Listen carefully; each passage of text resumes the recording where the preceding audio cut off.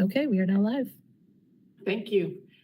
Good afternoon. I'm Gwen Whistler. I'm the chair of the Planning and Economic Development Committee of the Asheville City Council, and I welcome you to the April 11th meeting. All council members and staff are participating virtually. To help our audience follow along, I'll state each section of the agenda aloud. We're streaming live on our virtual engagement hub, which is accessible through the virtual engagement hub link on the front page of the city's website. We also have an option for the public to listen live by phone by dialing 855-925-2801 and entering the code 8187. For those of you out there with us today, welcome. For today's meeting, we have the option for people to call in and comment live during the meeting. To call in and comment live, use the same number, 855-925-2801, meeting code 8187. Your phone will be muted and you will hear the meeting live. At this point, callers will hear, for more options, please press star. Pressing *3 will allow callers to continue to listen live and to join a speaker queue. If you are watching the meeting through the live stream while you are listening to the meeting by phone, please be sure to turn down the volume on your device before speaking. And just to verify, we will hold public comment before the vote relative to the open space amendment vote. And then we'll also have public comment at the end for anything else folks want to participate with. So right now I'll go through the roll call. I'll introduce all the committee members and the staff who are participating virtually. Please make sure to keep your microphone muted if you are not speaking. So as I say your name, if you just say a quick hello. Councilwoman Sandra Kilgore. Good afternoon. Councilwoman Sage Turner. Hello. City Manager Deborah Campbell. Hello.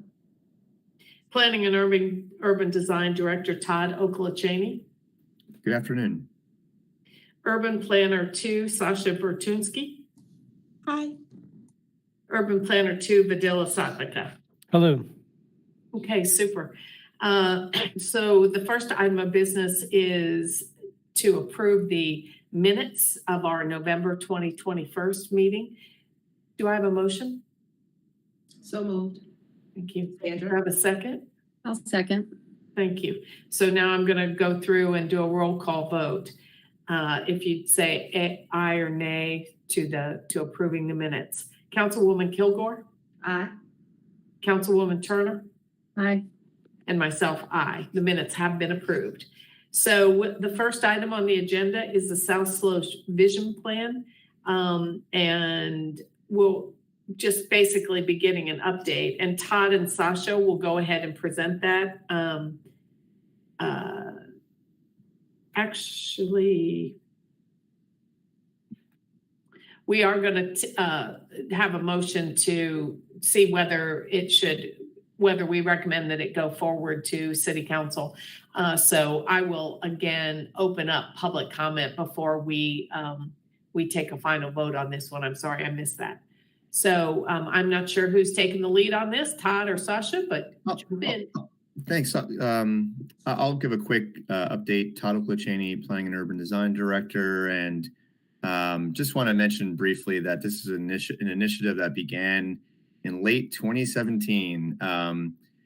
Pre-pandemic, this was a project that for some time was put on the back burner during the pandemic over the past 2 years, and we're very pleased to be able to present to you an update on the draft vision plan as well as feedback we received from the community. And before handing over to Sasha Vertunsky, I would just also mention this is one of our first in-house master planning, neighborhood planning documents that we've prepared in the past few years, and a document that we're very excited to present to you today. So Sasha.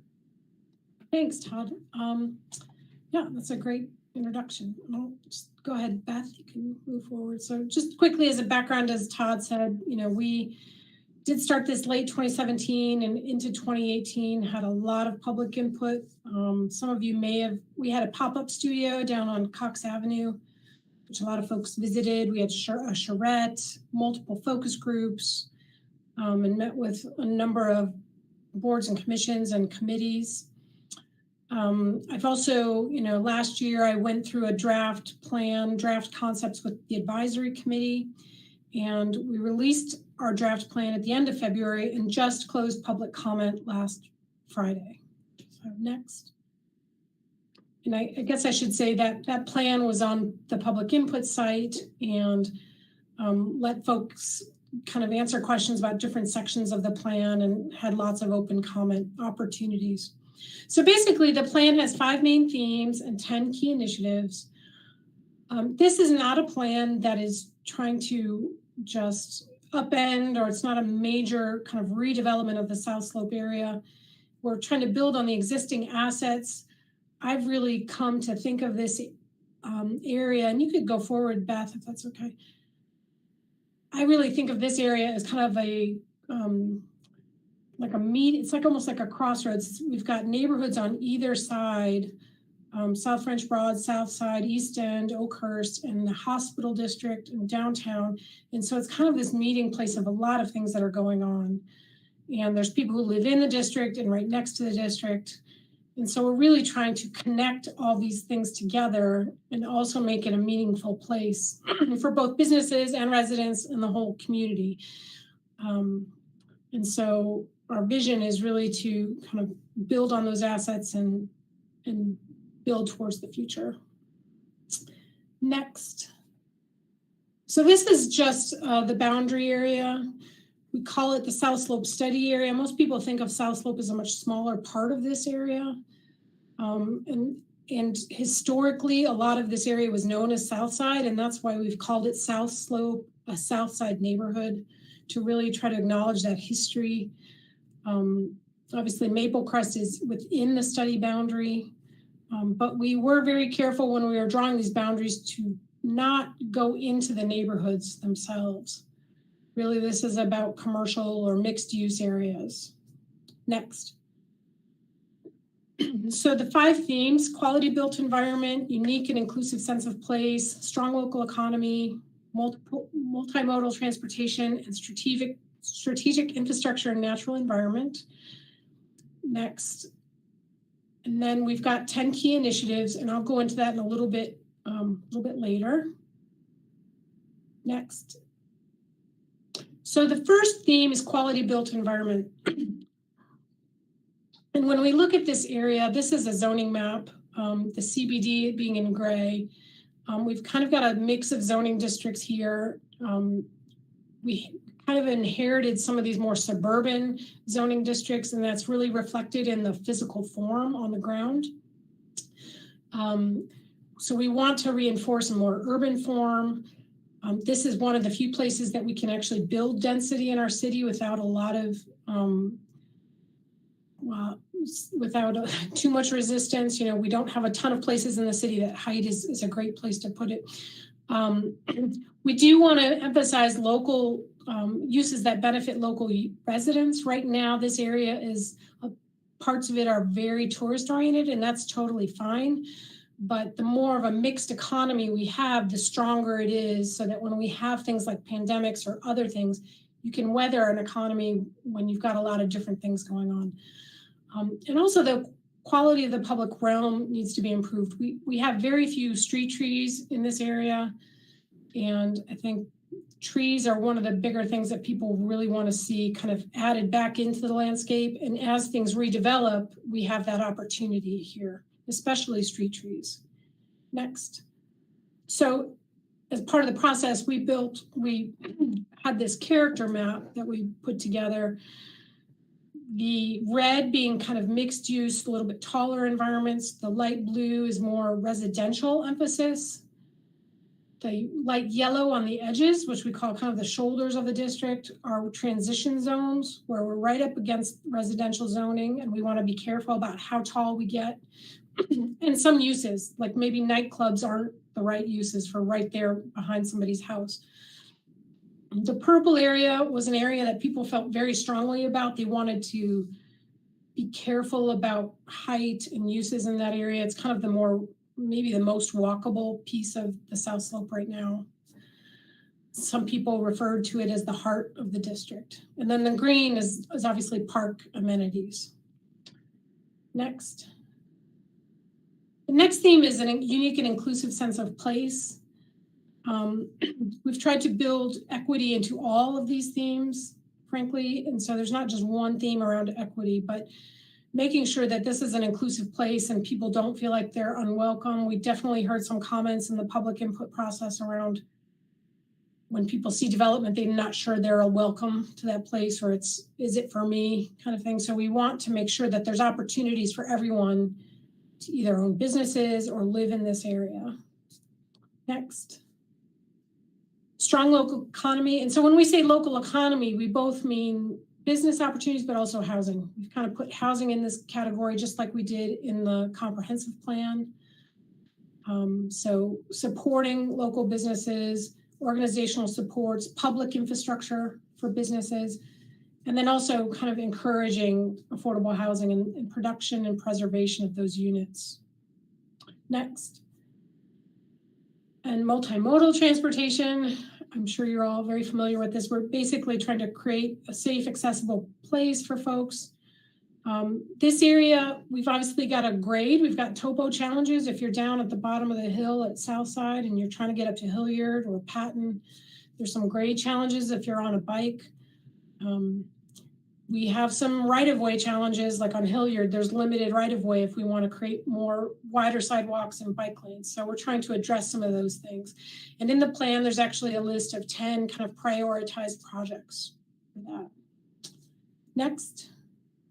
And then lastly, strategic infrastructure and natural environment. So really looking for opportunities to build green infrastructure, tree canopy, energy efficiency. This area is really unique in that much of our downtown area drains, all the stormwater is draining through this area. So we need to be really cognizant about that when we are doing development through here.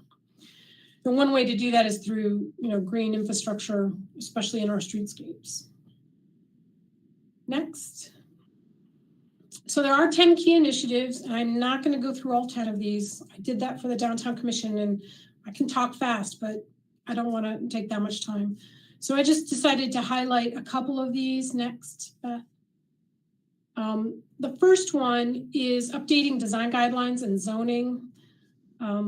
We've heard a lot over the years around the zoning on the edges of this district, and got a lot of public comments about that. At one point, about 5 years ago, we looked at rezoning Ashland Avenue, that west side of Ashland Avenue, to CBD, and had some discussions with the neighborhood. It's probably time to revisit that issue and find something that works for both the property owners and the neighborhoods. And then we're also contemplating if we should, extend the CBD to the south towards the hospital district. Next. And then another one of these key initiatives is, making Cox Avenue a green main street. This is a project that the design is funded, and I think the construction is partially funded, if not all funded. I don't think it's all funded, but I think we have some partial construction funding. This is a concept that David Hazard created with input from the community, and it contemplates a climbing bike lane, not a descending bike lane, because you're going so fast, you generally will use the travel lane anyway, but much wider sidewalks, street trees, some gathering places for the community would make it a much more pleasant street. Next. And this is just a kind of a cross section of one of those, the intersection with Banks and Buxton. You have some opportunities there. Next. So public comment. So we received actually close to 5,000 comments and about 275 participants. These actually, all these bullet points stay the same from when I actually wrote these last week before comment had closed. We have someone who helps us with analysis of open public comment. And I think in my mind, there's like 2 or 3 buckets you could put these comments in. There's comments about the area itself. One's for people who are worried about those edges who live outside the district. And yeah, and I think those are two ways to cut the data. Another way is I've looked at a bunch of the comments, and a lot of them actually reinforce what we have in the plan, that people are concerned. They want a grocery store, they want to support Black-owned businesses, they want locally owned businesses, not just tourist-oriented businesses, affordable housing, there was support for density, apartments, African-American history being honored. So a lot of that is in the plan. There were some great comments of things we missed, which is what I was hoping we would get some ideas of, like, did we miss anything? And so there were things like make sure we're building in spaces for electric vehicles in our policies and thoughts. Lighting is not addressed as much in this plan. And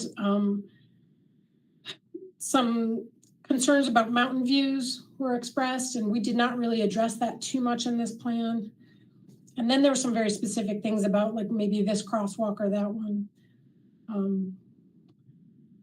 Yeah, so generally, I think people are concerned about what happens in this district affect the outside neighborhoods. People know there's going to be growth. They know, and some people really express that they love to walk to the area and want to support businesses down here. But noise can be an issue, and people want a balance between tourism and local services. And then parking, of course, was brought up by some folks. Next. So for next steps, we're gonna, from here over the next 2-3 weeks, we're gonna be making edits to the plan. And then if it works for you all and you say, yes, this is okay, we would go ahead and we'll release that final plan and then go to the Planning and Zoning Commission at the beginning of June. Actually, I should have said in May, going back to the Downtown Commission. And then we are looking to come to City Council in either late June or July. And I think that concludes my presentation. I'd be happy to take any comments or questions. Go ahead, Sandra. You're muted, Sandra. Okay. Hi, Sasha. I was just wondering, I don't even know if there's any kind of way we could do that, but is it any way that we could sort of maybe incorporate as for when you're doing this, I don't, like I said, because I know it'll be different type people that will actually be owning the commercial properties, that we could maybe work out something where we can have more more of a lower lease prices or entry prices for minority businesses to actually increase their presence in this particular area. What the plan definitely suggests, yes. I think yes and no. I think the plan is definitely on your side on that issue, right? And I think we would love to see a business incubator, or some kind of way that you could have those lower entry rates. I think the city can't do that unless we actually control the space, right? So if it was either city-owned land or a city building, we don't own a ton down here. We own 319 Biltmore and the ABC store, and that's about it, I think, in the Ashland property. But I think that's really, in my mind, that's the main way we could do it, is if we had some kind of a business incubator. And that's kind of a little bit out of my wheelhouse and being in economic development. But. Yeah, I was just wondering if you do any ways that other places were able to encourage that type of, program, or if you knew of any places that actually were doing different things too.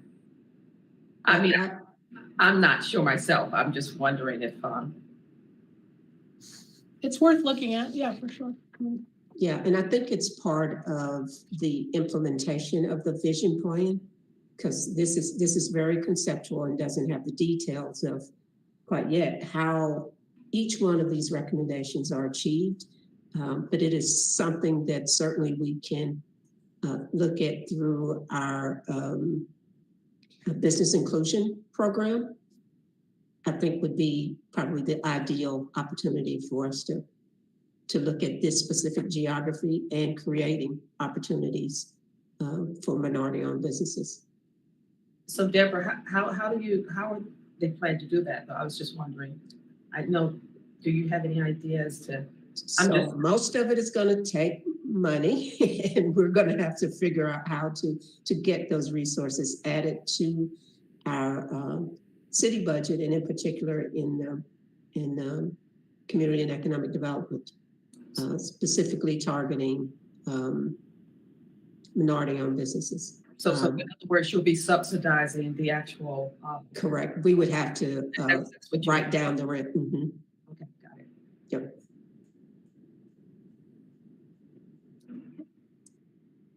You have anything else, Sandra? No, that's okay. Thanks. Sage? You have anything? No, just general comments on, it's been a long time in the making, and I was in the downtown commission when we were studying it. And so just to congrats to staff to getting to this point where we might actually complete it and bring it to council and approve it. Just thanks, Sasha. I know you've been along for the ride the whole time, so thank you for your work on this. Maybe driving it. Now, Deborah, I'm just checking. Now, when we get ready to roll this out, suppose to the public, to council and the public, do you have any answer? I mean, any kind of answers to how the equity and inclusion and how that could actually work? And the reason I say that is because I know a lot of people in the community, once they see this roll out, they feel like, it sort of pushes of an area that's we've, been in. Yeah, so. Sure. So this would be a broader policy and program that would include probably lots of geographies, not necessarily just specific to this area. So, we certainly can suggest that, that we will be looking into it as part of the budget process, but I don't know if it's this fiscal year or next, based on all the priorities that you all have already identified. Yeah. And the resources that are available to us. I guess the reason I say that, because this is the largest population of Black businesses besides downtown. That was one of the areas that were affected. So to actually, when you start building in that area without that, I think it's going to, I know it makes me feel funny because I'm used to going to all the gas stations, the grocery stores, because I live right there and it's nothing there now. So it's sort of, yeah. I mean, and even with Eagle Market Street downtown, they were actually able to have a few business commercial units. I have one of those units myself. And it's just a little, it's just Sure. not enough. It's just. Absolutely. Thank you. And that it may be something that a strategy that the Reparations Commission, that's where you were headed, Gwen? Yeah. Yeah. I mean, I wonder if we should not raise this with the Reparations Committee and get their input on it, because it certainly, when I think about the reparations resolution, that was a big part of it. Absolutely. Economic development, and this is definitely in that wheelhouse. Yeah. Right. Yep. A little bit related, but from a different commission. In the past, sorry, that's my dog. In the past, when we would talk about, how can we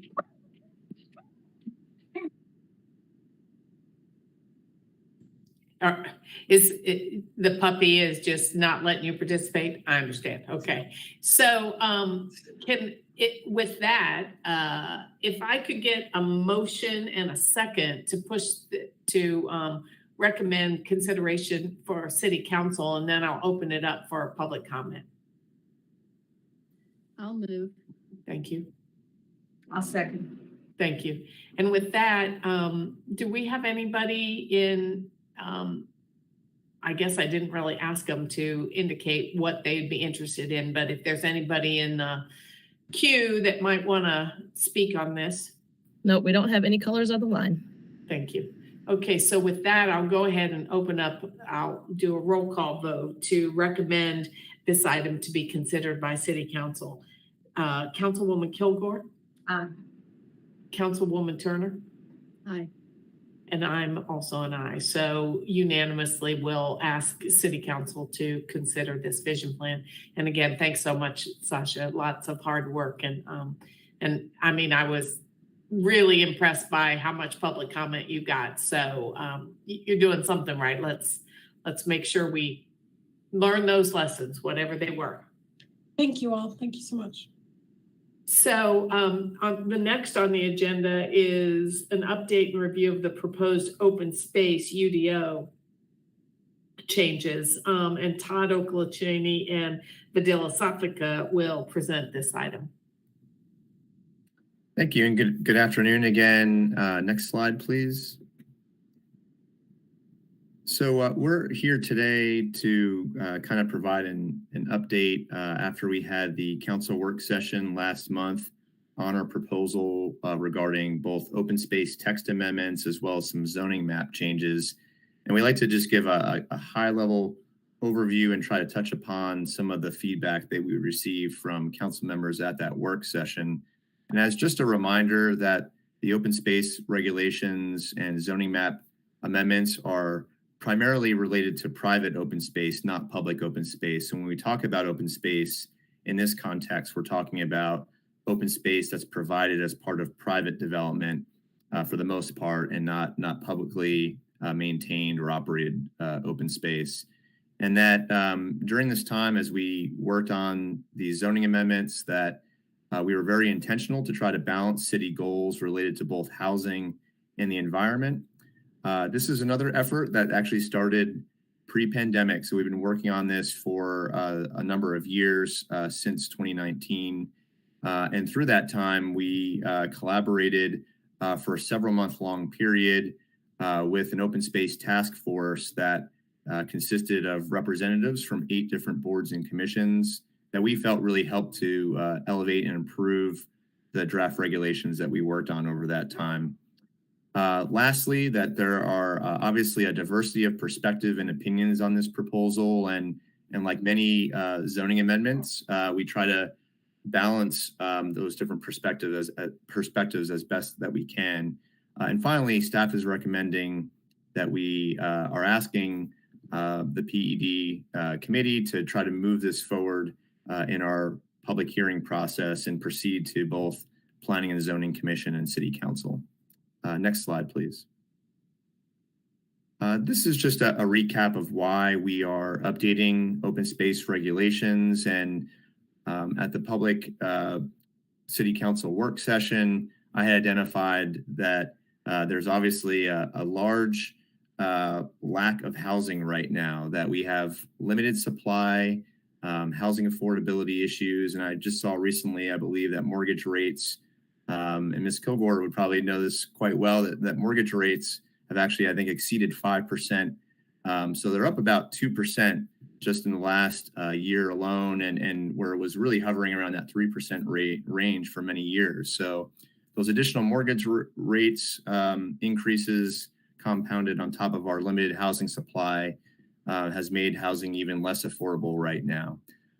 We also reviewed a White House report that just indicated nationwide that we are experiencing severe housing supply shortages and increased prices, that housing production is not keeping up with population growth, and that alleviating supply constraints would have a significant impact on the racial wealth gap.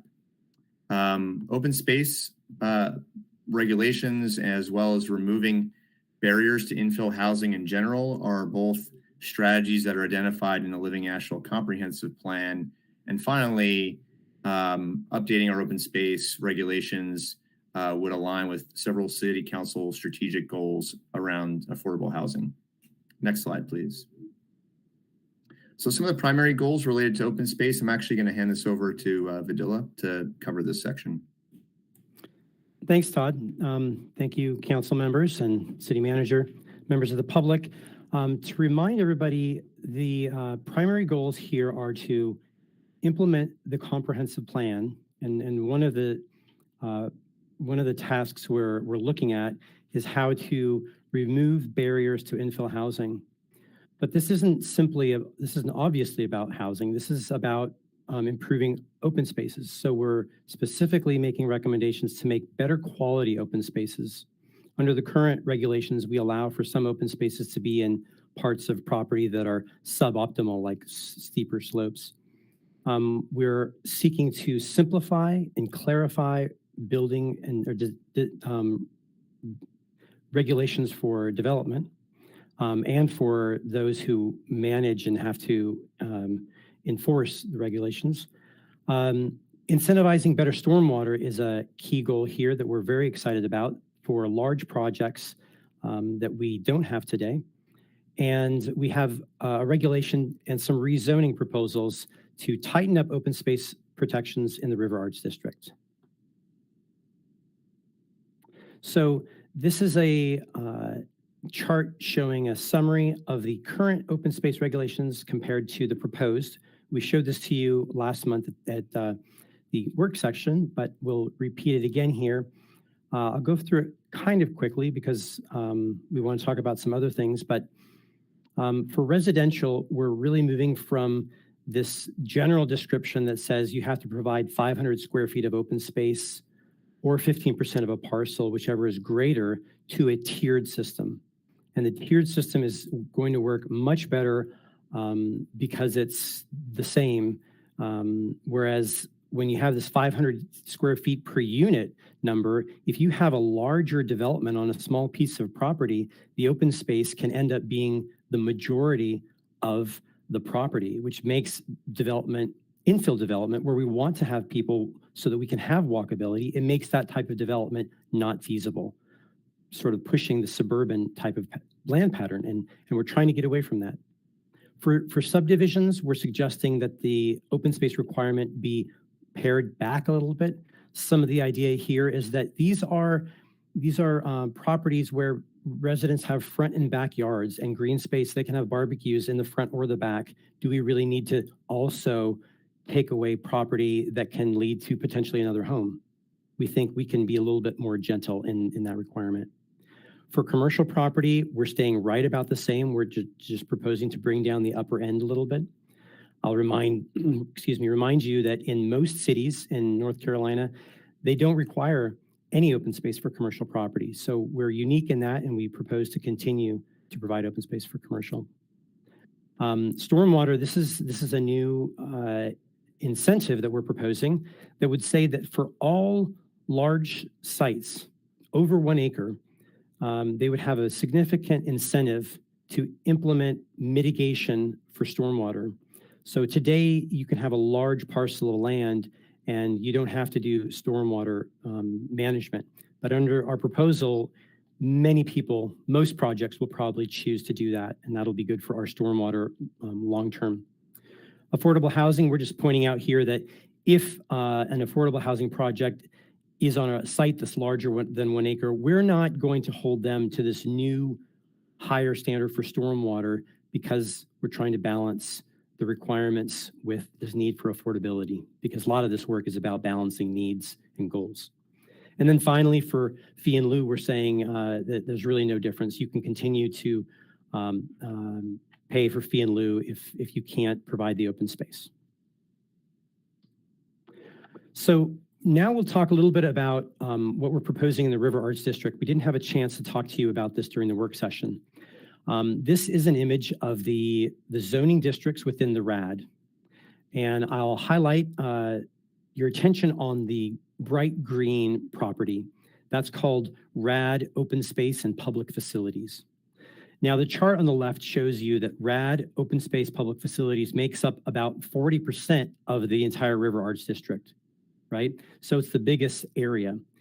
The next part down in the chart, you can see that of the RAD open space, it's owned primarily by Progress, Duke Energy, and the city of Asheville.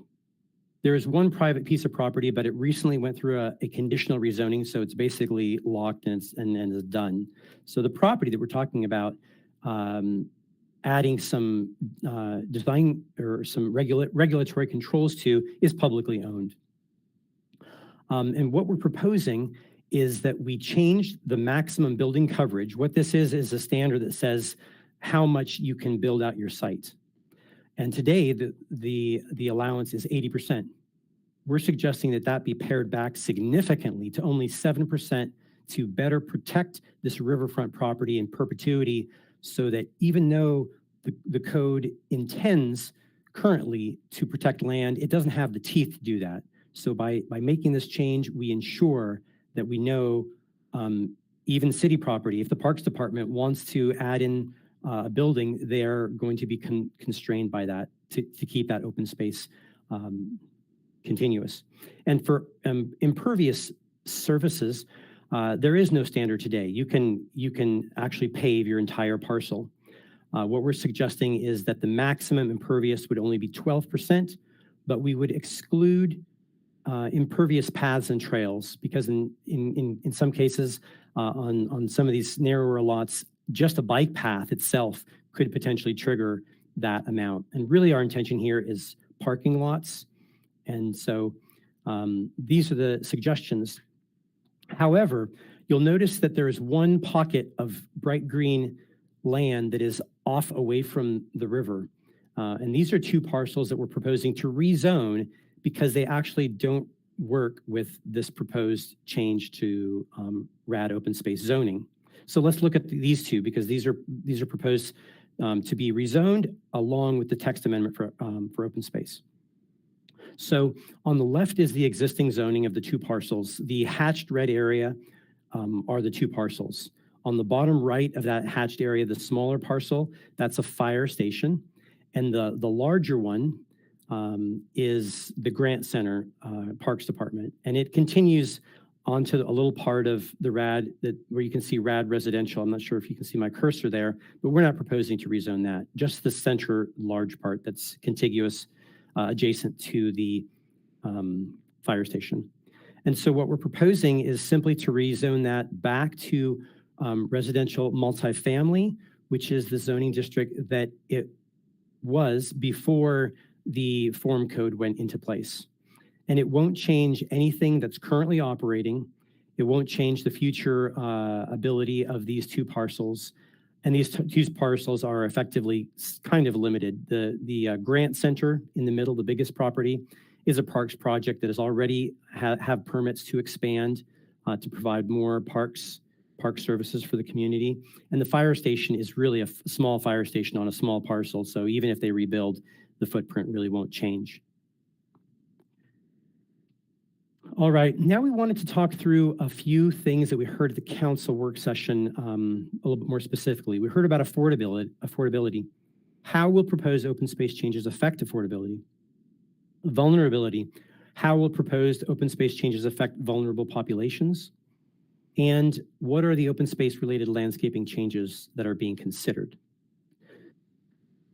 First, affordability. Todd mentioned our review of some data from the White House. This is from the Federal Reserve's data. And what you can see that's highlighted in the bubble, the red bubble, is housing supply, which is the lower, darker color, has been falling over the last 10 years.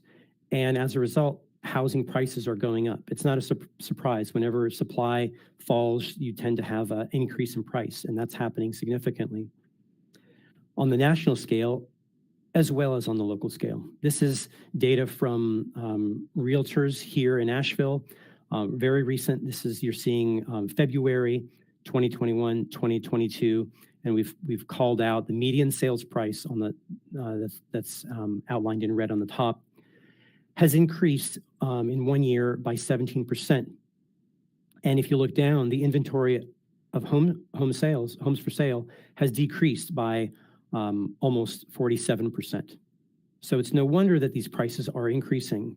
And part of what we're trying to accomplish here, and we've been clear about this from the beginning, is that all of our regulations, are related. And so open space has a very direct relationship with housing. And we believe that we can make the open space better while reducing it so that we can also meet some of our other goals related to housing.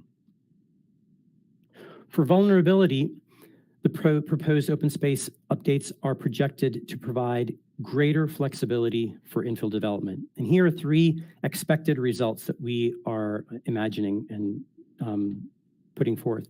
One is that we expect an increased number of housing units built within the city over time. This means that to combat the supply issues, we expect that an increased number of housing units at least won't further increase prices because we'll be adding supply. Now, we know a lot of people are moving here, so this is somewhat an indirect science, but that's some of the theory. We believe that there will be new opportunities for property owners who own properties to generate income from their property. For example, if you own a large piece of property and you can subdivide, for many people who live here, that's an opportunity. You can subdivide it for sale or create a new housing unit to rent to somebody. And so that can provide some more options to locals. And finally, there's a greater potential for smaller housing units to be built. Ultimately, the biggest change here is trying to change the code to allow greater flexibility, especially on smaller parcels. And by doing that, we're going to get fewer big projects on small parcels, like just a duplex, and we might get a fourplex. So inherently, smaller units tend to be less expensive for rentals and for sale property. And last, the landscaping suggestions. The Open Space Task Force, through a consensus decision-making process, decided not to require open space standards in the central business district. And instead, they came up with a creative solution, which was, let's improve landscaping standards in general and street trees, because they sort of play a quasi-public space effect, especially in the downtown where there aren't many public spaces. And so staff has been working with a landscaping subcommittee for several months. And the key goals that we're working on are how to increase tree health and increase the inspection process for landscaping. So just to give you a sneak peek, we're thinking about some kind of a third-party inspection so that staff isn't burdened with some of this review. And we're looking at how to improve the soil for trees. And so we have ideas, and we'll bring those to you when they're ready, and they're probably not too far behind open space. So if we get your approval and you think it's time, we are ready to bring this to the Planning and Zoning Commission next month. And we are tentatively set for presenting to City Council, if you believe we're ready to do so as well, for June 28th. So I'll just repeat again some of these takeaways that we discussed in the beginning. We're looking to change the text of open space to better regulate private open spaces.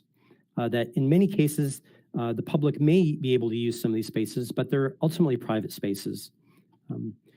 These goals aim to balance many of our needs. Housing and the environment are key goals here that obviously in the public conversation, we've heard a lot of back and forth on that because they are real and we are trying to balance them.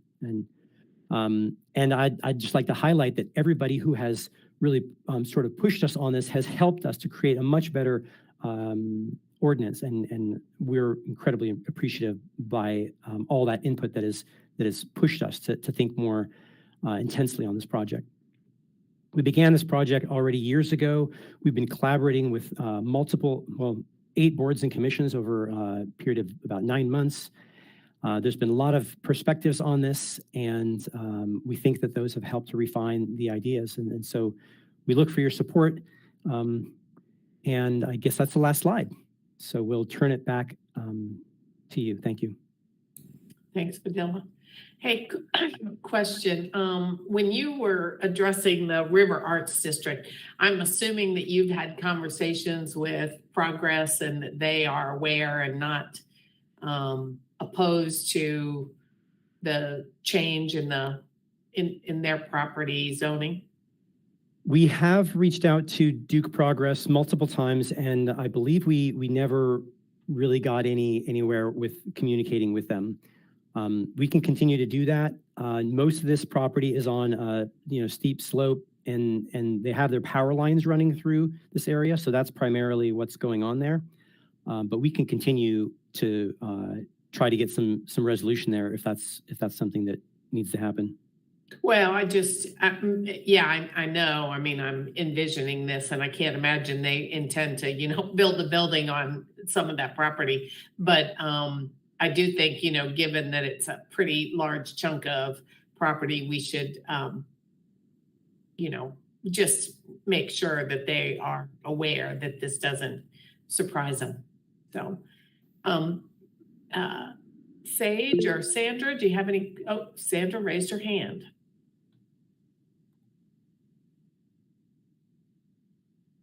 Okay, you don't want me to tell you again, Sandra? No? Okay, there you go.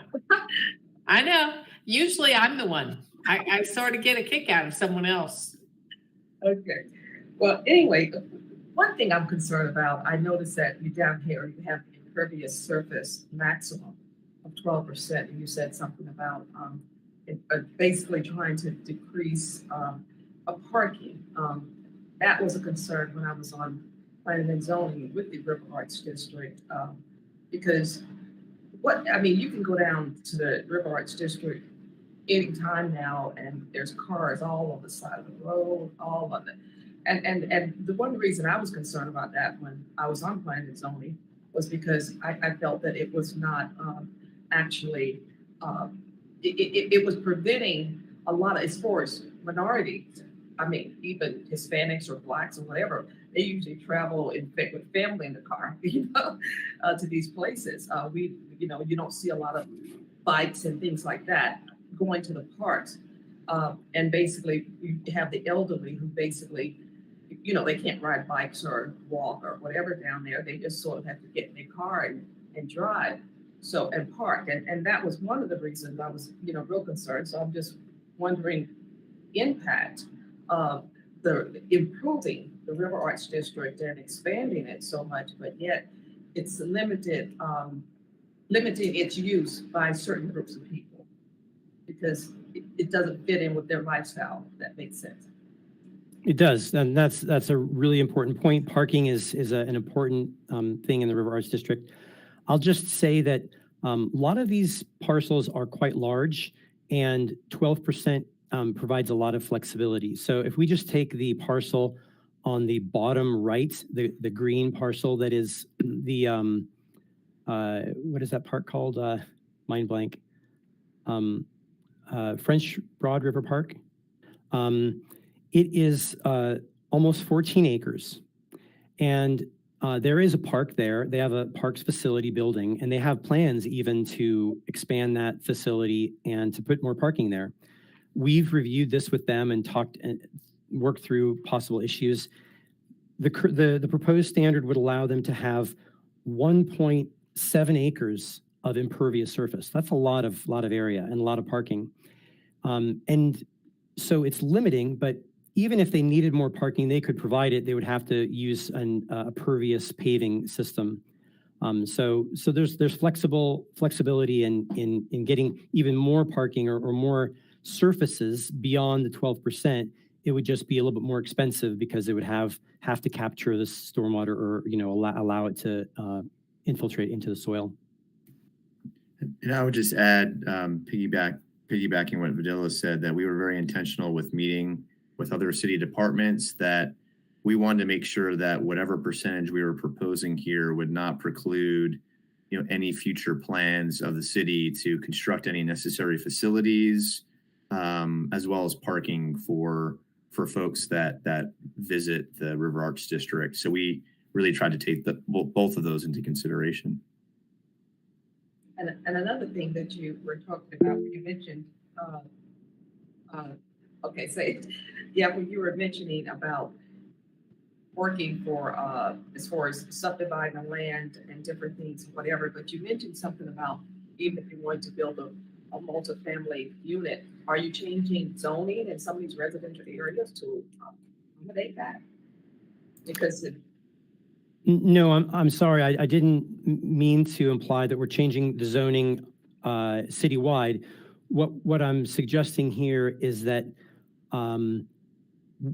if you have, when you reduce open space requirements, you're allowed to build more. And so, for example, if you had a property that was large enough to build an eightplex, you would be required to trigger open space, and you wouldn't have to build as much, so that you could build the eightplex. So with that, for example, you could rent those properties, and I mean, this maybe isn't a mom and pop operation, because this is a serious capital investment, but there are opportunities for locals to generate more income from their property by not having so much restriction based on open space.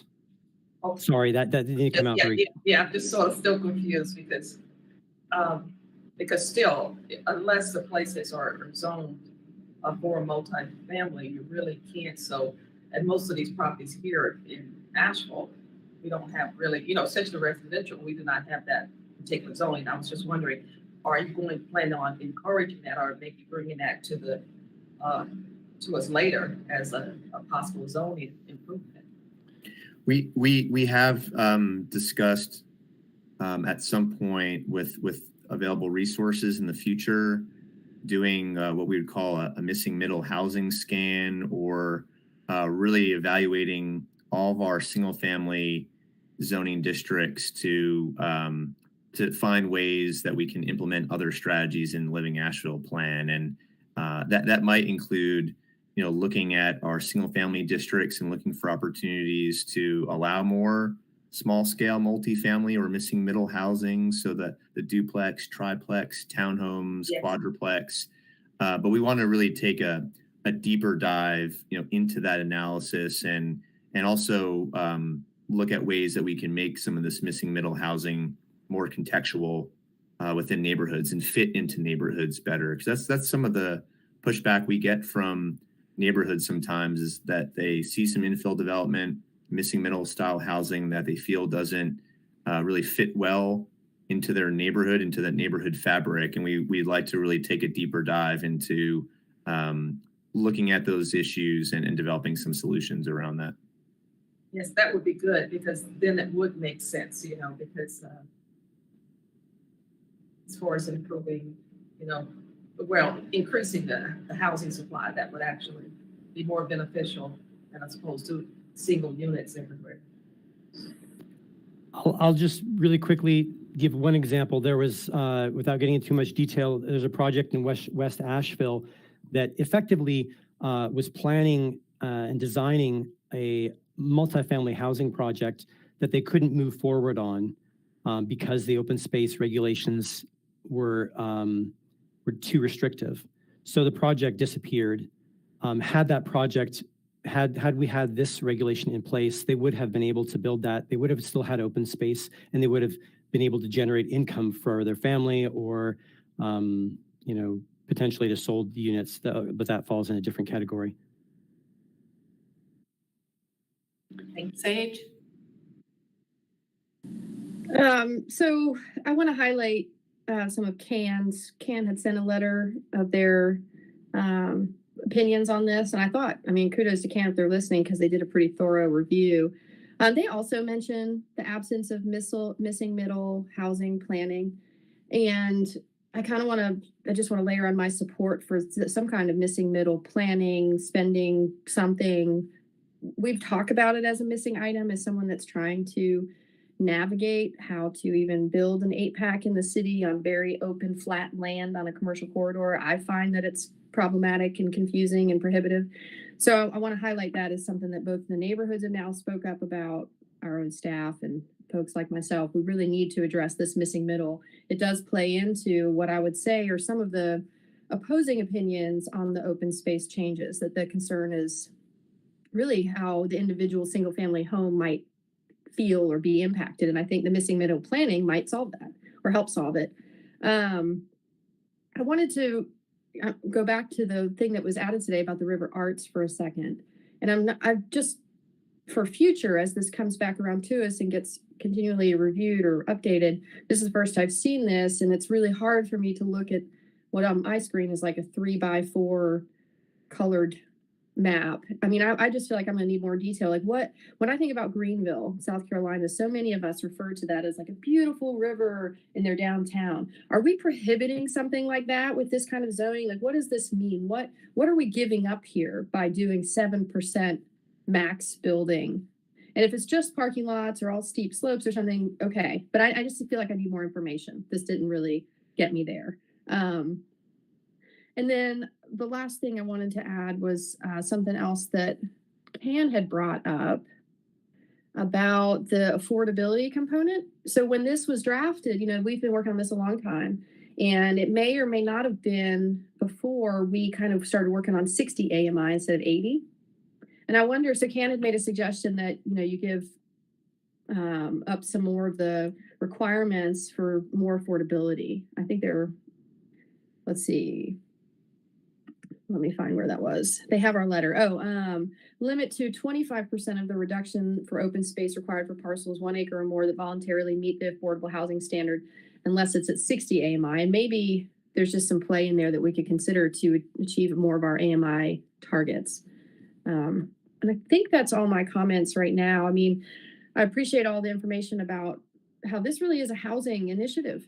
I mean, I spent the day with the NCLF, the North Carolina Leadership Forum, working on Western North Carolina's housing affordability crisis, and we are calling it a crisis. And, Asheville's the big city in all of these counties, and we are the most populated, and we need to be the densest, and we need to, as someone said today, have more backbone, less wishbone. It stuck with me. Like, this is the kind of stuff and the progress we need to make. And I appreciate us being very informative and taking our time and meeting with community over and over and over and having work sessions about this, because I do see this as something that simplifies complicated regulations and will produce more of the housing we need without severely detrimental environmental impacts. So that's all I have to share right now. So Sage, are you asking, are you not going to be ready to make a motion today, or? No, I'm ready to move forward to council. I think some of that additional information will help us when it gets to council. Okay. I don't intend to hold it up at all. Okay, I just was checking in. All right, so if we don't have any more questions, I'm going to open it up to public comment, but before that, I'd like a motion and a second to ask that this proposed change to the open space UDO portion of the UDO get forwarded to consideration by planning and zoning and city council. So can I have a motion? I'll move. Okay, do I have a second? I'll second. Great. And with that, I'd like to open it up to public comment. Beth, is there anyone who likes to speak? No callers on the line. Okay, so with that, I'll close public comment. So I'll do a roll call vote on this. Councilwoman Kilgore? Aye. Councilwoman Turner? Aye. And I'm an aye. So unanimously, we suggest that this go forward to planning and zoning and city council for consideration. And once again, really appreciate staff working so hard on getting public input. And I know this has been probably one of the more iterative processes I've seen over my 8 years on city council. So, and I know that can feel frustrating, but to your point, Vidil, I think you've come up with an amazing product here that really has struck a great balance between the environment and our need for housing. So with that, I will open it up to just general public comment, but I'm assuming no one else is on the line, but I will ask once again. Still no callers. Okay, with that, I will close public comment, and I will. Hundreds of thousands of people listening, I know. Well, it's because staff has done such a good job that there's no further questions on this. It's because Vidila spoke to every citizen. I know, exactly, pretty much. And some of them 8 and 9 times, I have a feeling. So with that, I will see you all tomorrow at the budget work session, but I will be virtual. Okay, thank you. Have a good night.